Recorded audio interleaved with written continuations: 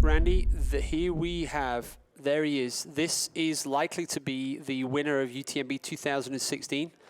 This is brutal. But this is the final climb. Ludovic Pommeret. Okay, now this seems like he's going slow. We can't emphasize how difficult this climb is. It is. And you also need to remind yourselves that this is probably, we've got about 15 kilometers to go. Yes, and but I see what he's doing. He's taking large steps. Yes. Okay, this is not a little take half steps up or anything like that. He's stepping left. He's stepping right. He's not favoring one leg over another.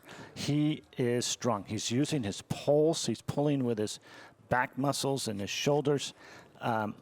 He's doing great. Okay, and I can give you a time check between Ludovic and Diminus Grunius at the crossing of the Col de Montets. So terrific. The gap is 15 minutes, so that's pretty much unchanged from before. The predictor is suggesting that will go out to 70 minutes, so basically based on the current speed of both athletes. Ludovic is, working hard to the top of the last climb and is going to get a very warm French welcome, an international welcome as well into Chamonix. So the second place with Guinness also seems quite solid in comparison to the next crew, and the next crew, the team's Nike crew. They're all so close, I can't predict it. So there he is, and for those of you who've already seen Ludovic go through, at least we have a benchmark. So yeah, very deliberate steps, one after the other, getting it done.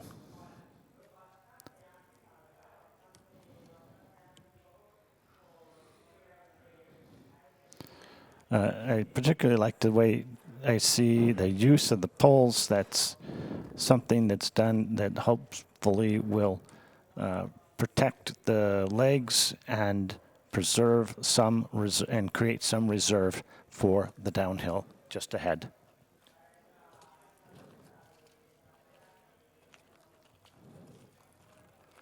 Although your camera says this is at the Col de Montets, it's not technically right at the Col de Montets. It's the climb above the Col de Montets, and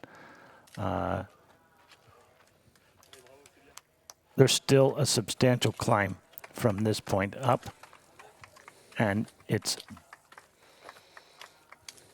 the same kind of terrain the whole way. Here you see why do you may ask, why do they take the runners up this climb as the last stinger of this race? And as we turn the corner and face toward the Mont-Blanc, you see why.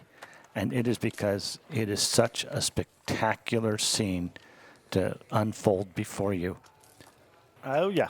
So so I just seen that each of the athletes has a time tracker, so you can actually follow them in real time as well. That is the figure that we've got used to now, the reverse baseball, the reverse white trail running cap of Zach Miller, and Zach's still going, and he's definitely not given up.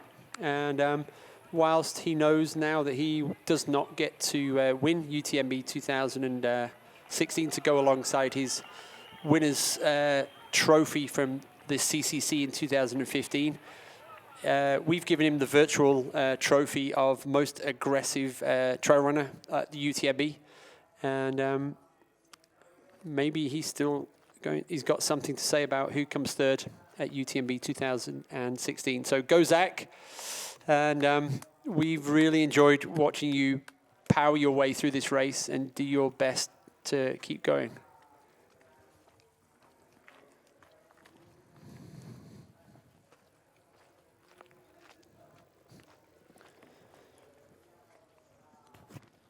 All right, one thing you've seen consistently here is Zach is taking on fluid almost every time the camera's on him. He's drinking. Yep, he's been a regular powerhouse right through this race.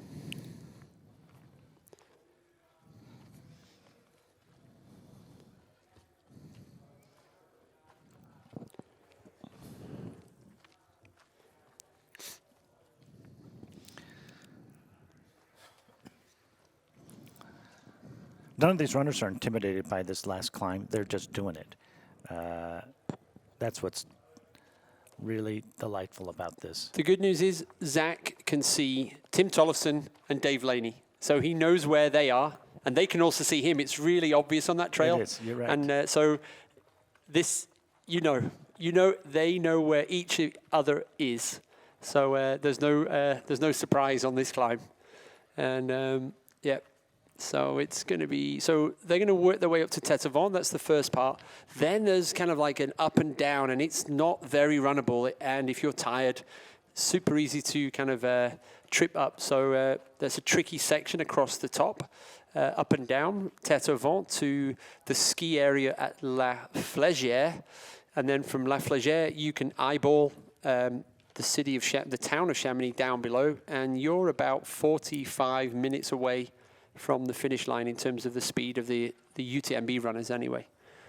Zach just having a look over his shoulder, see where Tim Tollefson and Dave Laney are. And look who's coming up, the Col de Montets. It's Caroline Chevreau. You didn't brief me on this. No, but it's never stop learning. What does he say, Rory? Okay, I can tell you from experience, for me, this climb is just, it's brutal because, there we go, sorry, on the level. It's brutal because she knows she can finish this race, but she also knows that she still has a couple hours worth of just, feeling like knives are stabbing your thighs. But I gotta tell you, she's got a really quick, cadence in her step right now. She's looking good. Yep. So Rory, I know you want Caroline to get it. So she's currently 20th. There are two athletes ahead of her, and one of them is 1 minute ahead, and the other one is 2 or 3 minutes ahead. So they're just around the corner, and you can normally see them on that climb, can't you? That's striking distance. Yeah. I mean, if they're like most men I know, they need to pee every mile anyway. So a couple pee breaks, she can get them. Come on, Carolyn. Whereas we ladies tend to not as much. Come on. So there, on the left-hand side, Rory, for you is Andrea Huser. That's the second lady on the climb that we saw before from looking Caroline. Very strong. I wouldn't. High fives here at I the think finish Caroline line did have a little more pep in her step, but she is really making good time up that hill. Yeah. So that's the top. Oh look! Big smile. So she's having a bit. She's got the energy and to still have a bit of banter with anybody that's around her, which is good. Come on, you can catch some men in front of you too. We can get 2 women in the top 20. Wait a minute. Here she comes. Here she comes. She looks fresh. She looks incredible. I mean, she is just a strong athlete. Now, you can tell that what kills people at this point are the descents. It's just, this incline here is steeper than the French tax rate. It is just astronomical. It's straight up the graph.